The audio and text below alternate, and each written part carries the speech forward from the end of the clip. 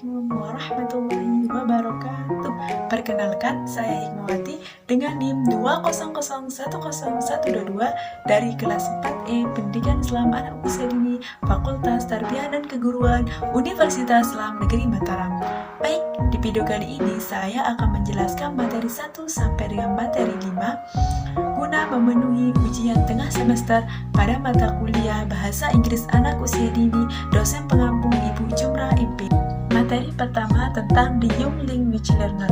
Dalam materi The Young Language Learner ini membahas tentang karakteristik anak usia dini yang belajar bahasa Inggris, sehingga kita sebagai pendidik dapat menyesuaikan atau menentukan metode seperti apa yang harus dilakukan agar sesuai dengan karakteristik anak tersebut.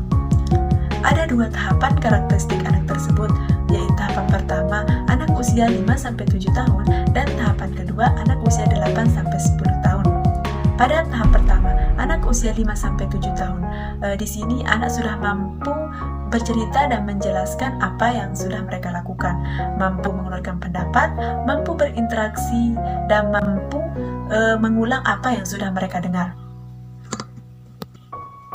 Kita sebagai pendidik jangan sekali-kali menggunakan metode ceramah dalam proses pembelajaran untuk anak usia dini. Kenapa? Karena konsentrasi dan fokus anak usia dini itu hanya 10-15 menit saja. Nah, yang kedua itu tahap yang kedua itu karakteristik anak usia 8-10 tahun. Di sini anak sudah mampu dalam membedakan mana yang fakta dan mana yang opini. Nah, di usia seperti ini, anak sudah memberikan pertanyaan-pertanyaan yang sangat banyak.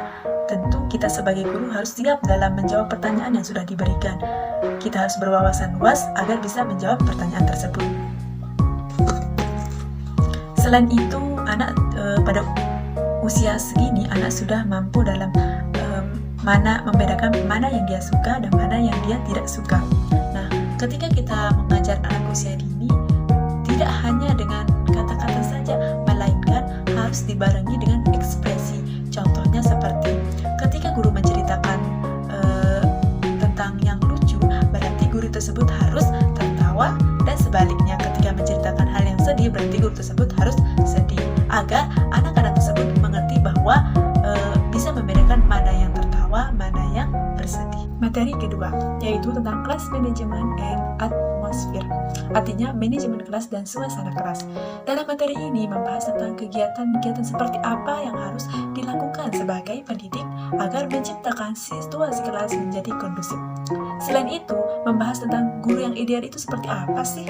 Tentunya, guru yang ideal itu seperti berwawasan luas, bisa menyesuaikan diri, bersabar, humoris, mampu berekspresi, mampu menggambar, dan hal yang paling penting adalah menghargai peserta didik. Apa saja sih yang ada di dalam kelas? Tentu sangat banyak sekali, seperti poster, kalender, jam, papan tulis, dan lain sebagainya. Dalam materi ini juga membahas tentang pengaturan tempat duduk, posisinya seperti apa, dan cara-cara mengelompokkan anak-anak antara lain. Yang pertama, backward atau berpasangan. Pendidik dapat mengelompokkan anak-anak secara berpasang-pasangan. Yang kedua itu adalah group work atau kerja kelompok. Hal yang penting dalam kerja kelompok salah satunya adalah kerja sama. Itu hal yang paling penting. Yang ketiga, who works with who. Siapa yang bekerja dengan siapa? Maksudnya di sini adalah jangan biarkan anak-anak untuk memilih siapa anggota kelompoknya. Yang keempat, classroom language. Maksudnya di sini adalah ada bahasa-bahasa sederhana yang tidak masuk pada pembahasan pada materi. Contohnya, misalkan anak tersebut ingin melewati suatu jalan, tetapi jalannya terhalangi oleh temannya. Kita harus membiasakan anak tersebut mengatakan excuse me, permisi. Materi ketiga kita membahas topik visit word. Dalam materi ini membahas tentang strategi pembelajaran bahasa Inggris pada anak-anak yang berdasarkan satu topik besar. Contohnya misalkan tentang anggota tubuh, mulai dari opening, game, speaking, dan semua jenis kegiatan dalam proses pembelajaran harus mencakup tentang anggota tubuh agar tujuan pembelajaran tercapai secara efektif. Tujuan pendidik memakai topik visit word pada proses pembelajaran dikarenakan terdapat banyak manfaat, dapat membantu, mudah dipraktikkan, dan cara belajarnya menyenangkan dan tidak membosankan. Cara mengaplikasikan topik visit word yaitu mengkaitkan pelajaran dengan pengalamannya anak-anak dan apa yang disukai anak-anak. kita harus mengajarkan anak-anak sesuai dengan zamannya.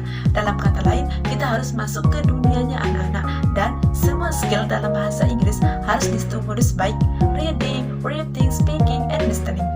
Dan langkah-langkah dalam proses pembelajaran topik business world yaitu terlebih dahulu menyiapkan topiknya, tentukan batas waktunya, materi apa saja yang dibutuhkan, metode dan kegiatan seperti apa yang dilakukan, dan yang terakhir adalah penilaian. Ingat, penilaian itu dilakukan melalui proses pembelajaran.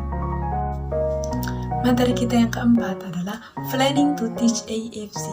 Pada materi ini membahas tentang bagaimana cara seorang pendidik dalam merancang atau merencanakan pembelajaran bahasa Inggris untuk anak usia dini. Tujuannya untuk memudahkan proses pembelajaran di kelas dan dapat memanfaatkan waktu secara optimal. Dalam materi ini terdapat 3 tahapan untuk merencanakan pembelajaran bahasa Inggris untuk anak usia dini.